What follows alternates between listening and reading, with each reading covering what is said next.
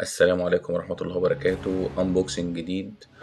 هو جهاز كان جالي مستعمل وحالته الأصلية، فقلت بصراحة أعمل لكم فيديو تشوفوا الجهاز بالظبط عامل ازاي، ايه اللي تتوقع تلاقيه في الكرتونة بتاعته كده. النهاردة الانبوكسنج على الجهاز الويف ميكر اللي قدامنا أو صانع الأمواج ده اللي هو RW15. أنا بعتبره هالك أو العملاق محطم الدنيا.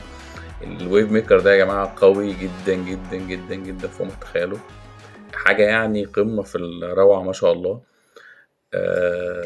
استخدمته في الحوض بتاعي. ده يستخدم على الأحواض الكبيرة كويس قوي، قوته ما شاء الله. في شوية إمكانيات حلوة. تعالوا نفتح مع بعض الكرتونة ونشوف ايه اللي انت هتتوقع المفروض او هتلاقيه في الكرتونة بتاعت الجهاز، لان دي كل الحاجات اللي بتيجي معاه في الكرتونة.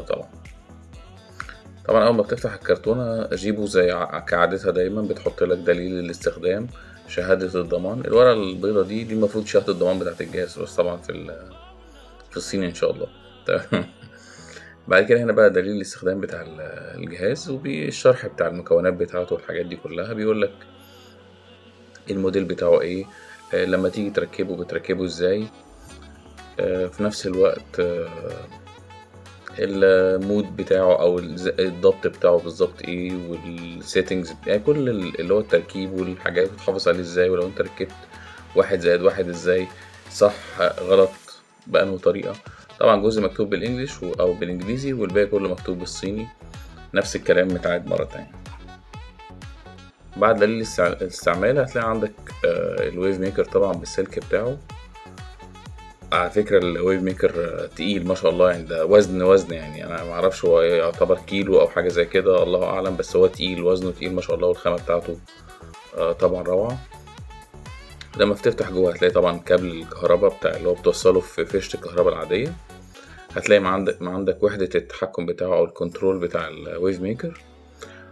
وطبعا احنا شرحنا فرق الكنترول، وده المحول الكهرباء او الترانسفورمر اللي بينقل الكهرباء من 220 للكهرباء دي سي اللي هي ال 24 فولت بتاعة الويف ميكر. ودي هنا شهادة الجودة ان الجهاز ده يعني عدى على كشف الجودة، او ان هو الجهاز ده مهيأ ان هو خلاص للاستخدام. بالتالي لو جينا بصينا على الحاجات اللي عندنا كده جزء جزء اللي طلعوا من اللي موجودين في الكرتونة بتاعته.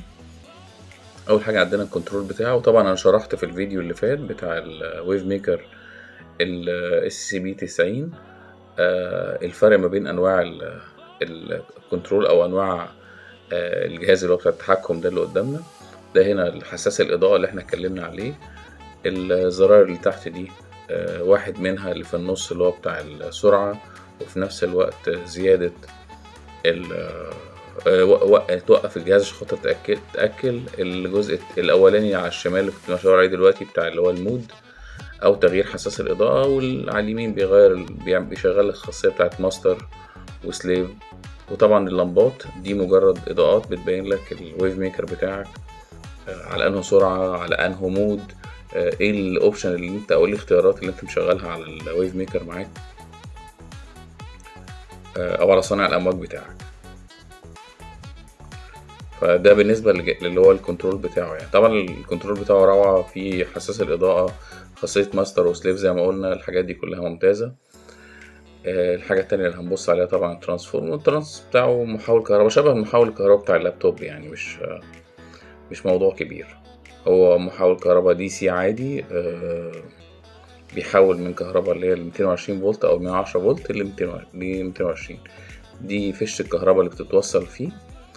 وده طبعا عندنا الكهرباء بتاعة الويف ميكر. هنفك الويف ميكر من الكيس بتاعه سوا، وكده الأجزاء كلها عندنا طلعت بره الكرتونة، ومحتاجين نخش على المرحلة اللي جاية، اللي هي التوصيل بتاع الجهاز والأسلاك مع بعض. طبعا كالعادة زي ما بقول دايما وانت بتوصل أي جهاز، المفروض الطبيعي انك بتركب الجهاز في مكانه. طبعا احنا مش هنشغله دلوقتي، بس احنا مجرد بنقول طريقة تجميع الأسلاك.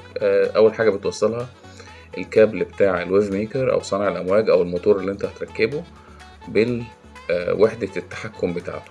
طبعا لو تلاحظ الكابل تركيبه سهل، هو المفروض ان انت في عندك دليل على اليمين، الحتة الصغيرة دي بتدخل في الحتة الصغيرة التانية اللي هي على الشمال. ركبت يا باشا والكابل دخل لحد الاخر، تيجي طالع قافل عليهم بالايه، بالصامولة ده او الحتة بتاعت الربط دي، عشان خاطر تضمن ان دايما الاسلاك الكابل بتاع الكنترول واصل في مكان.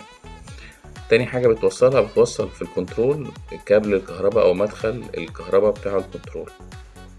دي الخطوات اللي انت بتعملها عشان توصل اي جهاز ويف ميكر او موتور او حاجة زي كده عندك في ليها وحدة تحكم وليها نفس النظام ده، عشان خاطر حماية الاجزاء اللي فيها،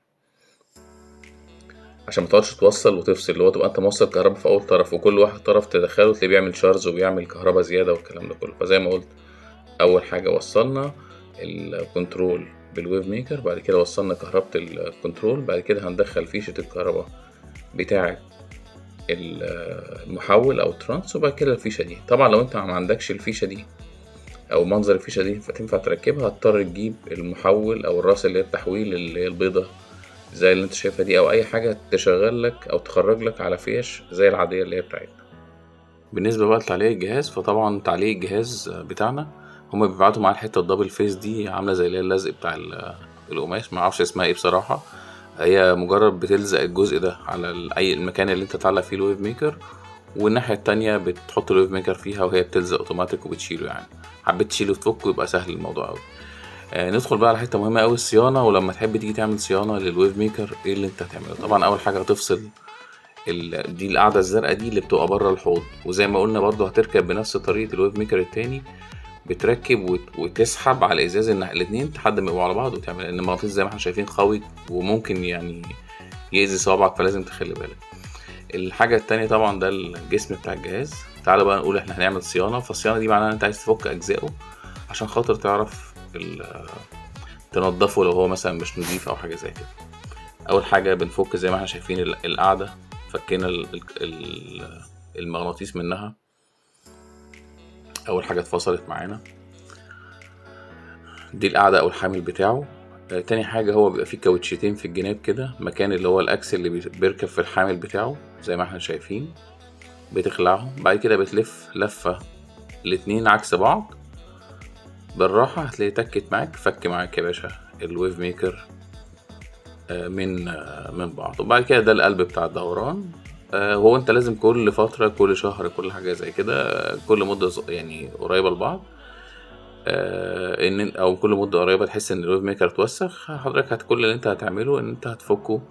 ممكن تحطه في سيتريك اسيد اللي هو ملح الليمون مع مية عادية RO، او ممكن انت تنضفه بفرشة عادية برضو عادي مفيش مشكلة تحت المية، وهو بس مش مية الحوض، مية برا الحوض يعني. العمود بتاع الدوران هو ليه فتحة، المفروض الطرف بتاعه او الطرف الصغير اللي هي الفتحة اللي ورا دي تقدر تشوف بعينك لو انت مدخله صح، لان هو الاكس بيبان بتاعه اللي هو زي ما احنا شايفين كده هو ركب مكانه.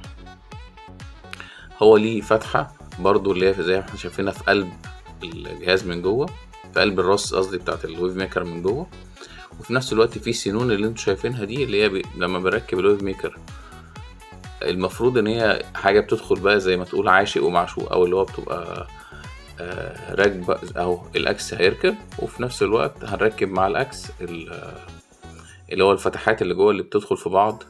وشكرا، نرجع نلف تاني كده الويف ميكر بتاعنا ثبت ظبط ربط مكانه. هنيجي داخلين على حاطين الكاوتشات بتاعتنا تاني. بعد كده بنركب في اللي هو الحامل بتاعه اللي بيشيله هو جوه في الحوض. النصيحة اللي انا نصحتها زمان ان انا لما اجي اركب الويف ميكر ده السلك بتاعه بيبقى من تحت خارج من تحته مش من فوقه، عشان خاطر هو بس محور الاتزان بتاعه يبقى مظبوط. فده شكل الويف ميكر بتجميعه بتوصيله. طبعا احنا المغناطيس القوي نخلي بالنا بس واحنا بنستخدمه. ودي كل الحاجات اللي انتم ممكن تبقوا حابين تعرفوها عن الويف ميكر. يا رب ان شاء الله كل اللي يستخدمه يلاقي فيه نجاح وكده. لو انت حابب المحتوى وشايف اللي احنا بنقدمه هنا مفيد، ممكن تشاركه مع الناس اللي مهتمة بالهواية واصحابك في اي مكان. وفي نفس الوقت تقدر تعمل سبسكرايب او اشتراك هنا في القناة وتتابع كل جديد انا بنزله. ولو انت عايز تتواصل معي على طول بتواصل عن طريق جروب الفيسبوك احواض الملح المبتدئين احواض البحرية. السلام عليكم ورحمة الله وبركاته.